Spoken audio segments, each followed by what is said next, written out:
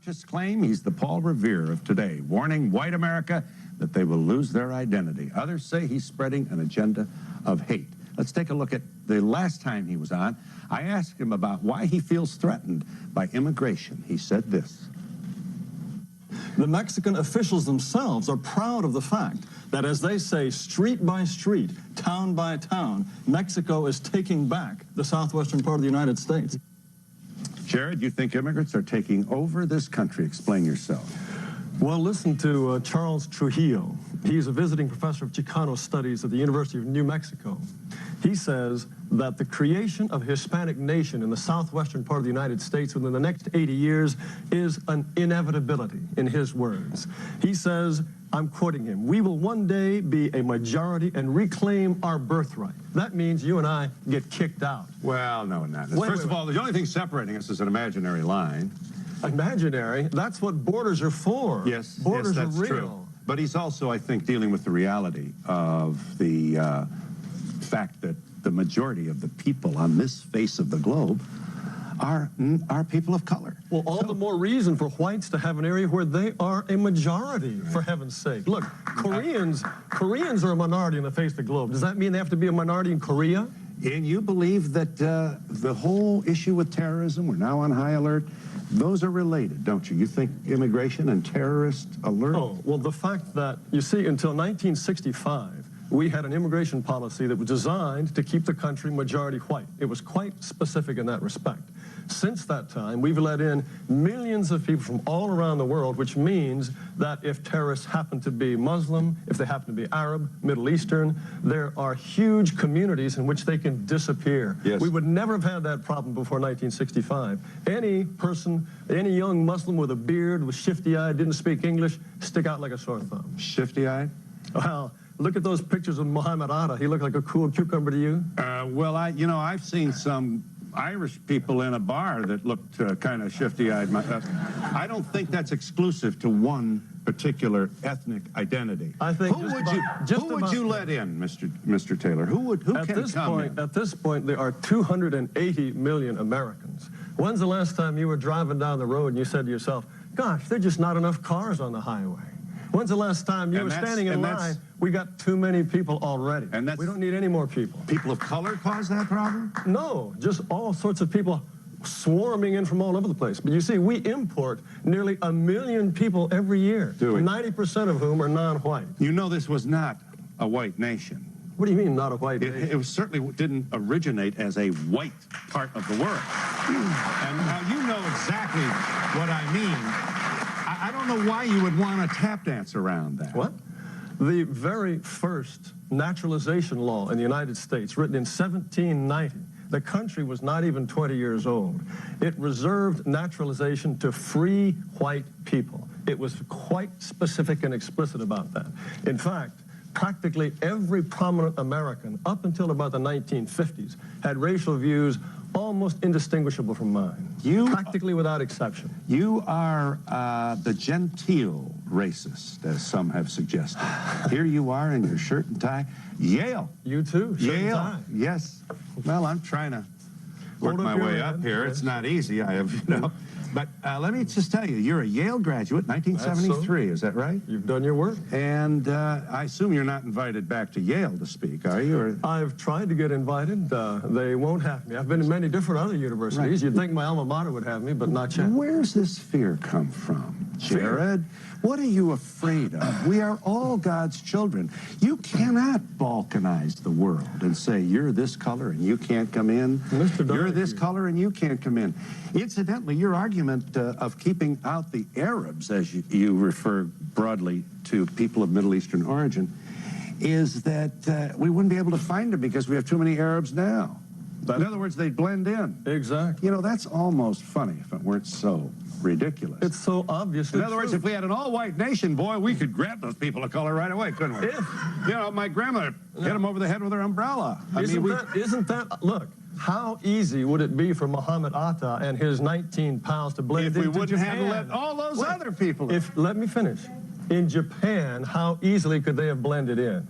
very hard. How well would they have blended in Korea? How about Iceland? So it had a very tough time. Now, this business about balkanization, the world balkanizes itself. We don't have to make that happen. The folly is in inviting people utterly unlike the native population into a nation and then trying to get them to live in peace. That is complete craziness. It has never worked. The native population in this country. We are now the native population. If Well, you but go we back- were, you know, imagine if they adopted you'd never have arrived. If Native Americans had the power that you want to exercise in keeping people out, this would be a monoracial nation. It would be a red nation. And if diversity was such a wonderful thing, why isn't it Christmas year-round for the Indians? And first of all, I mean, tell me, if diversity is a great thing, the Indians should be happy as clams. the Indians, first of all, the Indians had enough trouble with the so-called Christians coming over here and in the name of God being massacred. So let's have a little reflection here on the part of the Christian community who claim to come here with the noble purpose of domesticating the savages. We've used all kinds of excuses to get away from people who are different from us, and we have failed to celebrate the fabulous nature of, for example, New York City. You know, were you scared coming in from the airport? You see all those brown people? If I'd taken a wrong turn, Mr. Donahue, if I'd taken a wrong turn and headed north, I would have gone through parts of New York City that looked like Afghanistan. They look like Afghanistan. They That didn't is look not that way. about pigmentation. Look, do white That is people live in those about places? maldistribution of wealth. Hi. It's about not being No, able to no. afford a school system that might give your kid a chance. It's about going against redlining and banks. Why? Residential areas are segregated by institutions, and we're all fighting them, and you should be too. Why is it that black populations in every multiracial society end up exactly as they do in the United States? First of they all- end up looking like Afghanistan wherever you find them, be it in Canada, be it the UK.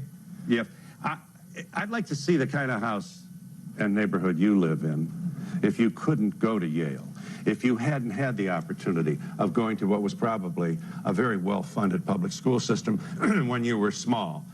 I'm here to say that I think the majority of Americans feel that they are blessed by the diversity of this country. They enjoy the music of many cultures. Blessed by the incidentally, what kind of music? Your name is Taylor. Correct. That is what? Is that It's an English name. English? Yes. I see. You know, I'll tell you about my neighborhood. All my neighbors are rich, white, and good-looking, and I like it that way. They like it that way, you too. told our producer that. My neighborhood is all rich. Somebody in the audience said, "What were you doing there?" Well, this will They let me happen. This in. will happen. My neighborhood is all rich, you said, white and good-looking, and I love it. I was at a cocktail party last night. And believe me, no one was thinking that we need some cannibals, poor black people, or lesbians to make it a better party. That's a cruel kind of smart-ass comment for a guy from Yale. Is it true or is it false? Isn't that what Cannibals, matters? poor black people, and Look, lesbians? You're going to look. stand by that statement? You're telling me Americans feel blessed by diversity? Yes, Blessed they by, do. Why is it that they escape from it at every opportunity? Why is it that every church service practically in this country is segregated? Why is it that when people are free to invite their own selection of guests to their backyard barbecue or their dinner party, it's almost always homogeneous and not diverse? It's because diversity is not a source of strength, it's a source of hostility. People don't want it in their own lives if they can help it. No, first of all, I think you're overlooking a lot of the wonderful, wonderful cultures that exist without a monoracial feature to the whole neighborhood. But you do make a point. You do make a point, Mr. Taylor, and all of us have to look in the mirror and say, what have I done to contribute to the separation? But you're drawing in awfully broad strokes here. There are all kinds of examples of the benefits of an interracial society. Name one. Food, culture, music, all contributions of people and Nobel laureates who have been from Hispanic neighborhoods. All kinds of scientific discoveries by people of Asian, African American, and, as you would say, Central European culture. How many Hispanic Nobel laureates are there? Name one for me. Come on. There are, as a matter of fact, there are more Hispanic United Nobel States. laureates Name than one. any other single ethnic group. In the You want to United challenge me on States? that? You want to challenge me on that? In the United Than States. any other single ethnic group. Let's get the statistics, but you know, the last time you told an incredible whopper. You said that there were more Hispanic Medal of Honor winners than any other ethnic group. I looked into this just out of curiosity. Right. In the Second World War, there were 12 Hispanic Medal of Honor winners. There were no fewer than 50 with Irish names, my friend. Irish names. That's not even counting German Americans, Right. English Americans. You were completely wrong on that. You're completely wrong on this now. Josh from Tennessee, I'm glad you waited. Are you there? Yes, I'm here. Go ahead. Mr. Taylor, you need to give it up. You're not near as entertaining as Archie Bunker was. I don't mean to entertain. I mean to instruct and enlighten. You really believe that you can stop a citizen, an individual child of God, you can stop solely for tell him where he has to live and in what country he has to reside, totally on the basis of the color of his skin. You believe that, don't you? I believe in freedom of association. We should be able to establish our neighborhoods. We should be able to establish our country in a way that we see fit. And the fact that whites prefer the societies built by whites with the culture of whites is perfectly normal, natural, and healthy, and that right should not be denied. Jason in Michigan writes, take a look at the Shuttle Columbia crew last week. What a picture of America. A great blend of what it takes, what it takes to make the world a better place. Should black folks get on that shuttle, be able to ride the shuttle? Tell me your feelings about that. I'm not talking about individuals. You can have all sorts of individual exceptions. I'm talking about group dynamics. Exception. Yes, when you have group dynamics, you invariably have group and ethnic tension. You can have individuals who get along fine, but when you get groups together, there's invariably friction, and that cannot be avoided. This is Jared Taylor, editor of American Renaissance, claims not to be a white supremacist, but a white separatist. Yes, the young woman wanted to say. Mr. Taylor, how would you view the ideal American society? Similar to the Third Reich in Germany? My views of American society have nothing whatsoever to do with European history. My intellectual antecedents are specifically American. Thomas Jefferson, Woodrow Wilson, Teddy Roosevelt. All of those people took for granted that this was a European society. The idea that diversity was some sort of strength was completely alien to their idea. And as I say, until 1965, we had an immigration policy designed to keep the country majority white. Yes. No, it has nothing to do with European history at all. Here's what you said, just one of many things you said, and you'll stand by this, I'm sure. Ugly Mexicans and ugly Haitians come here to live permanently, but we are supposed to be endlessly sensitive to their peculiarities and revel in the diversity of toadying to their ethnic demands. Jared Taylor, American Renaissance, June 1996. You know, and Ben Franklin was concerned about the Germans coming into Pennsylvania. He said we'd all be Germanized. Holy cow, the Germans are coming. You know, you're not the first person to throw up these red flags, to be frightened of other people. You follow a long line of folk, and you do mention some rather famous people in our past who...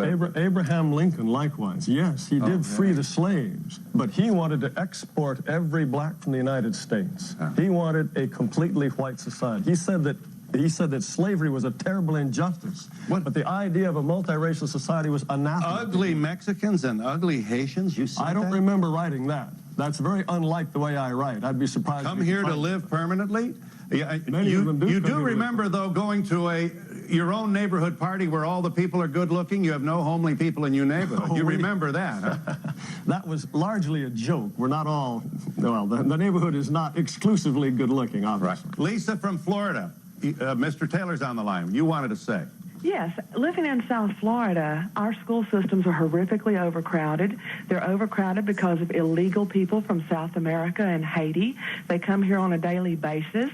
We have 40 and 50 legal American children in a classroom that cannot be properly educated, and we do not need people who will not learn the language. They speak to each other in their own language. They don't want to fit in, and our children sit and are held back while we try to teach these children. I don't know whether it's fair to blame the immigrants for whatever may be the situation in your school system. Do you acknowledge that You're gone. Mr. Robert Donahue. Quezada was a Cuban and was chairman of the board of Coca-Cola. We Mr. have all Donahue. kinds of contributions. I could go on and on. The point is not to blame the immigrants. It's to blame the people who run this country for permitting this to happen. You know, I am always amazed at the generosity of liberals. Let me make a point here, Mr. Donahue. I'm listening. Liberals are convinced that it is wonderfully enriching to go to school with poor Mexicans or Haitians who can't speak English, or with ghetto blacks who beat you up and shake you down for lunch money. That's wonderfully diverse, that's wonderfully enriching, but they nobly forego that for their children. No. They reserve this wonderful diversity for the children of white people who live in trailer parks. Yes, a white kid can't beat you up and take your lunch money. The generosity Why of would white you lay liberals. all this illicit behavior on one color of peoples? There is enough sin to go around, and we are all capable of committing it. Why focus in like this in such an angry, hostile, frightened way? Because it's real, Mr. Donahue. It is real. Real. Gentleman wanted to ask, yes. Yes, I have a question for you, Mr. Taylor. Certainly. I'd like to know if your group focuses on anything positive as far as diversity and immigration. Is there anything positive about that your group is involved in or that you see? If you look all around the world today, the headlines where people are killing each other most diligently are places where you find diversity, where people in Ireland, there is religious diversity, they're killing each other. In the Middle East, there's ethnic diversity, they're killing each other. In the Sudan, North and South, there's racial diversity, they are killing each other. Diversity is dangerous, attention-ridden thing wherever you find it. I see no good in it anywhere. And you want to then apparently create nations that are monoracial. Is that how you would balkanize the whole world? The world started out more or less balkanized. It's only because of immigration that it ceased to be balkanized. And we got this lousy thing called the airplane, aviation and travel and it doesn't ability. Mean, look, there are certain countries, Japan, for example. Many Filipinos, many South Asians would love to live in Japan because it's a wealthy, successful country. The Japanese have this quaint idea that they'd like Japan to stay Japanese. They don't let them in. And I say, God bless them. They have every right to do that. They're preserving a society that suits them and was created by their ancestors. How are you with the Jews? Are you okay? The Jews? Yes. I mean, the Jews are fine by me. And so Jews can live in your neighborhood, then go to your cocktail party with all those good-looking people? Look white to me.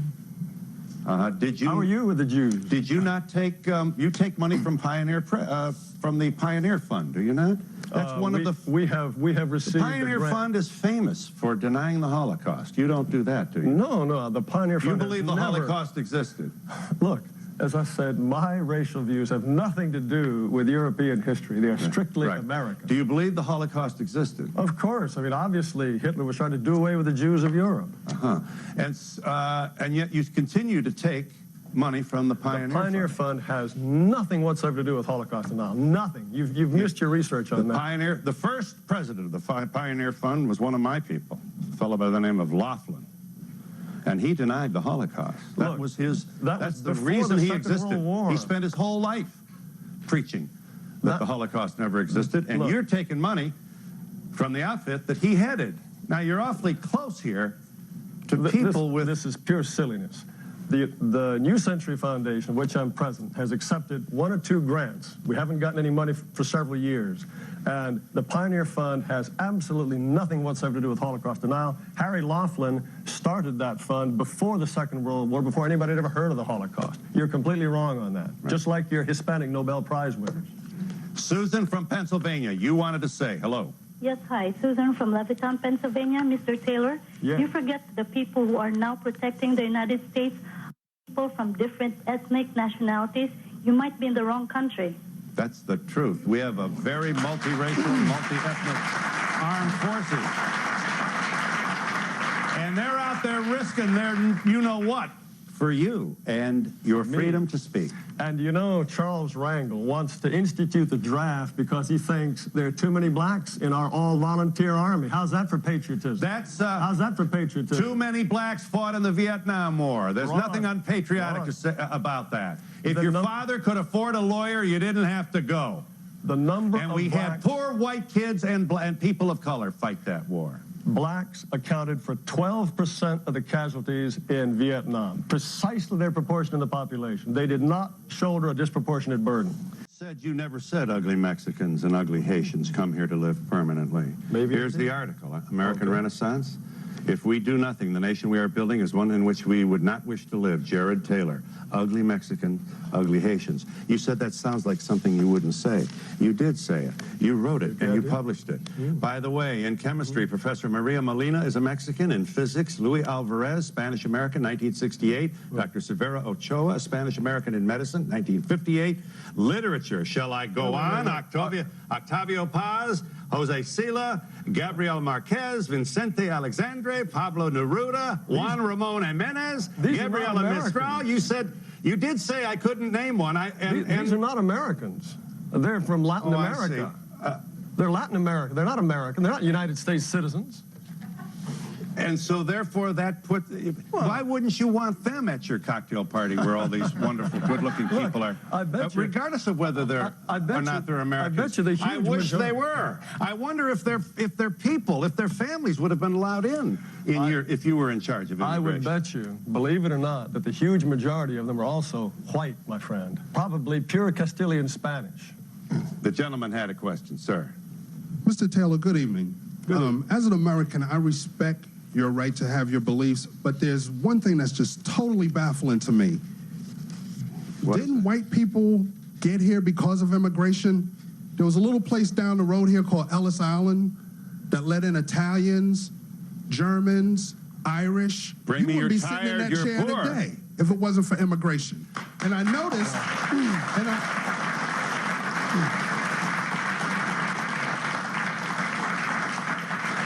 and furthermore, I noticed that in your conversation about immigration, that the only problem that you have with immigration is the people of color. I don't hear you say that we shouldn't let any more Italians in, we shouldn't let any more Germans in. First of all, my ancestors were not immigrants. They were pioneers. They built the country. They built the country that the Ellis Islanders came to. There was no country when my ancestors showed up here. First of all, also, every country starts off as a nation of immigrants. Eventually, it decides that they like it the way it is, and they decide to become a nation of natives. The same is true with every European country, every Asian country. Every nation has the right to close its doors, just as you have the right to close and lock the door to your house. Letting anybody in is like leaving the door unlocked. Anybody can come to lunch uninvited at your house. That is what we are doing to the United States of America. Furthermore, you just heard me say, I don't think the United States needs any more people. Right. We don't need any more consumption of resources. We don't need any more strip malls. Who would you let in, Mr. Taylor? The audience would like to know. I'll tell you who I would let in. Who would you let in? There's going to be a big debate within the next few years about South Africans and white Zimbabweans who are being killed and run off their land because they are a small and dwindling white minority in Africa. And the question will come up, should we let them in? Yes, I think we should. I think they are a terribly persecuted minority. The cry will go up, oh no, those wicked racists. Can't let them in. Let them stay there and be shot and dispossessed. You wouldn't have let Colin Powell's ancestors in, would you? You would not have let Condoleezza Rice's ancestors in. As I have told you, I think a multiracial society is invariably one of friction and complexity. So we should build a fence, and we should all stare at each other and be suspicious. No. You know, really, this is a very, I mean this as no personal insult. I don't want to get down there. But it's, you know, this is for a man of your education. That's why I believe these ignorant. things. You ignorant. Can't, ignorant. You can't possibly make this. There aren't enough troops to make this happen. Look, you don't have enough uniforms and a large enough constabulary to make Donahue, this happen. that is pure silliness. We've got enough troops to go thousands of miles halfway around the world and change a regime way on the other side of the world. We don't have enough troops to guard the Mexican border. That's nonsense. We can do it in a heartbeat if we felt like it. Sam, just shoot them if they get through, huh? You wouldn't have to shoot many, would you? Sam from North Carolina. They would soon learn. Hi, Sam. Hi. Mr. Taylor? Yes. You are trying to ignore and neglect the Native American history. You are trying to stop the immigration, the way to the future of this country. That's not going to happen. Life goes on. Go home and read history. Yes, and relax. Wait. And don't be so frightened. Let me answer. It's precisely because I do read history that I'm opposed to this dispossession of the majority people. Any people that lets itself be displaced and dispossessed by aliens will eventually be shoved aside by others who have sharper elbows and a firmer sense of their own peoplehood. May I ask you to... Yes, ma'am. You wanted to say, please. Hi, I'm from Argentina. Mr. Taylor, I would like to ask you, what if we had no immigration, so I wouldn't be able to be here? We have no black people out there, so I wouldn't have been able to meet all the wonderful people I have met ever in my life, to see different cultures, to see how different people act and talk and think. So I would never be able to learn from others, just from the ones that are near me, and just be the same all the time. Yes. So that's, I feel it's a question of education rather than being all different. What if you were born tomorrow to be a black person or somewhere from, I don't know, I think that yellowish or whatever? if you had moved to Brazil, you would have had all the things you've described and even more. I don't want the United States to turn into a Brazil with this minority white class surrounded by large numbers of brown and black people who live in a kind of desperation, while the whites who run the country live behind gated communities in terror. They have armed bodyguards. That is the direction the United States is heading, and I don't want to go that way. I've been here for just a month, and I must tell you, I'm really delighted. I've been walking all about, going in the underground, and nothing has happened to me. Here in the city. Here. You went on the subway. Yes. Well, now wait. And you're missing it. Now, isn't that a testimony to the greatness of the United States? She's been here for a whole month and not yet been mugged. Well. Amazing. Did you keep your head down in the back of the cab as you came in from the airport? Did you say... We didn't take any wrong turns. Did you say giving women the vote may have been one of the biggest mistakes we've ever made? Did you say that? Says apparently you can't joke about anything anymore. Oh, that's a joke. Yeah. Okay. Michael Levin. You know Michael Levin. Oh, yes. And you admire him. Oh, yes, I do. Here, he suggested that blacks have a shorter time horizon. He said that we should be permitted to stop young black males driving expensive cars since there was probable cause to believe they were felons. Do you agree with that? As far as the time horizon, this experiment's been done many times. If you take black children and white children and offer them one lollipop today as opposed to 3 lollipops 3 days from now, more black children want the 1 lollipop today rather than the 3 days from now. That is a well-established fact. That's what he's talking about, the time horizon. That's the desire to have instant gratification now rather than sacrifice for satisfaction later on. You believe that? I mean, that's what the data show. I mean, do you disbelieve it? Are the scientists lying? Peter in Massachusetts writes, if we had a complete white society, there would still be the rich and the poor. There would still be the smart and the dumb. There would still be the good-looking and the ugly. People will always find a reason to hate. We are in New York City with Jared Taylor. I don't know. Are you drawing crowds? I mean, how big is this community that follows you? We really are curious about this. We'll always live with frightened people like you. I'm just wondering how much force they have right now. Frightened people. Look, do the Tibetans have any justification in being frightened that all these Han Chinese moving into Tibet are going to destroy their culture and heritage? Are they justified in being frightened? There are obviously conflicts where you don't want the people who hate you coming into your neighborhood. Most of the people who come to this country come here because they admire the society. And it's not about hate at all. And we have benefited so much from the arrival of these immigrants, including my own I bet the Han Chinese who are pouring into Tibet say, we just love Tibet. We love those monasteries. We just want the Tibetans to speak Chinese, not Tibetan anymore. Of course they're justified. As whites become a dwindling minority, the society will change in ways that they don't care for. They all feel that way, and that's why they flee to the suburbs when their neighborhoods change. They just have been browbeaten into pretending that that's not the case. And they won't admit it. We'll be back with Jared Taylor in just a moment. We're back with Jared Taylor. Mike, are you there from Illinois? Mike. I am. Hi, go ahead. Your guest talks about history and science a lot, but he's neglected to recognize every clash of cultures in human history that's ever occurred has resulted in a stronger and more advanced society. Every culture that's tried to isolate itself has either deteriorated, itself out of existence or made itself irrelevant. Yeah. And then doctors and scientists generally consider heterogeneous people, meaning of an ethnically mixed background, to be genetically healthier than homogeneous people. Yeah. So how did you respond to that? Yes, diversity promotes First of all, well-being. It is unprecedented in the history of the world that a majority of people willingly give up its majority. That has never, ever happened. It often happens that some very vigorous band of outsiders will come in and conquer them, but never has a great majority of people said, you want this corner of our territory? Take it. You want this piece? Take it. That is historically unprecedented. Never has a people given up its birthright that way. That's some kind of sickness in whites. We should make this point, and I think it ought to be obvious.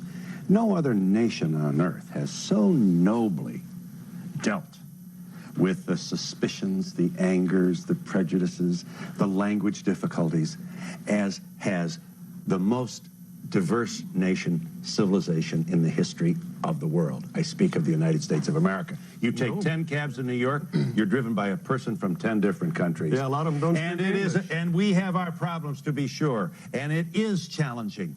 But the results are wonderful. They're good for our kids, they're good for our country.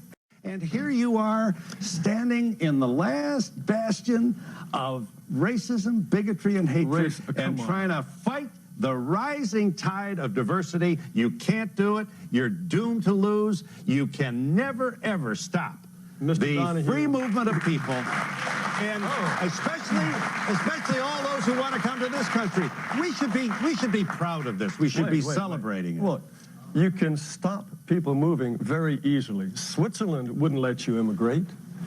Denmark would not let you immigrate.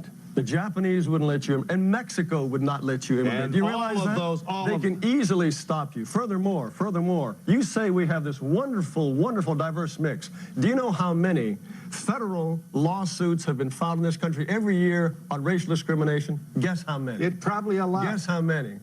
Tell me, enlighten us. 20,000. Is that a racial success? I'm saying that is the sign of a nation trying to get past the initial problems that result because of the fear we have of people who are different. That is cuckoo. You think it's cuckoo? Well, yes. I didn't challenge your sanity. But yes, sir. Well, I'm challenging yours. Wait, yes, you wanted to say. Well, first of all, it's not at all inevitable that the whites will become a minority in their own country. And I'd like to ask Jared Taylor if he thinks that as more and more white Americans realize that they're becoming outnumbered, whether there will be a rise in white activism. Yes. What? I think being outnumbered. Look, I have been making. Oh, you think it's a great those thing? brown people are coming and they're going to get your mama. What are you afraid of? I mean, outnumbered. What is this, a game of sort of choose up sides? Go ahead, Every group in America stands for its own. It's about time that we did, too. Own. Stands for its own. Mr. God loves you better than those other people? No. God loves everybody equally. God wants, I think, every group to have its own society and culture as it sees fit. White people are only asking to be left alone, to let their own society evolve as they see fit. And in answer to your question, I have been talking about these things publicly for 10 years. Over those 10 years, the number of people who openly agree with me has increased exponentially. And we'll be back in just a moment.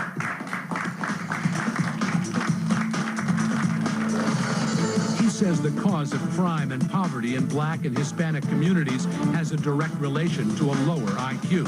When Donahue returns, Jared Taylor on race and intelligence quotient. We'll be right back.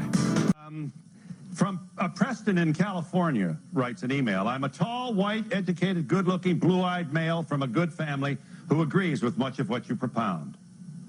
He's not alone. I'm also unabashedly gay as well. He's not alone in that either. Would you let me come to one of your neighborhood parties? There are many subscribers to American Renaissance who are but you're a homophobe. You don't want those lesbian and gays. You said so. What do you mean no? You just said so. As far as the crisis that whites face today, it's a racial crisis. If anyone is with us in terms of white racial consciousness, that is the fundamental question. I have no animus against homosexuals. Why did you put in lesbian then in that smart comment you made earlier? Because it was Tell me about Philip Rushton. You admire Philip Rushton. He's a very serious scientist. Yes, he is. Now you're going to pull out some He says that blacks, while possessing smaller brains, reduce at a faster rate due to the larger size of their sex organ. You agree with that? It's a trade-off. More brain or more penis? That's the quotation from him that you people You just love. said you admired him. If you go to our webpage at AmRen, AMREN.com, you can order his book. It is a You said you admired him, do you? book. Right. All right.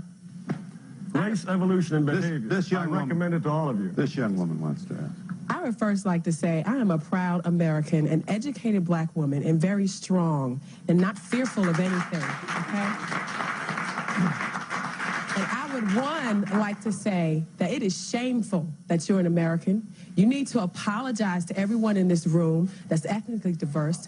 I come from a long line of ancestors that are American and immigrant that built this country and allowed you to go to schools like Yale, allow your ancestors to have education. You are ashamed. It is shameful that you represent a man. All the men in this room should be ashamed of you. All the Americans in this room should be ashamed of you. And it is shameful that you're in the proud city of New York. You have 1 minute to respond to the young woman's and let's also celebrate America where we don't shush people. Let them stand up and speak. We got to know where they are. Go ahead. That sounds like collective guilt to me. I don't believe in collective guilt. Thank you.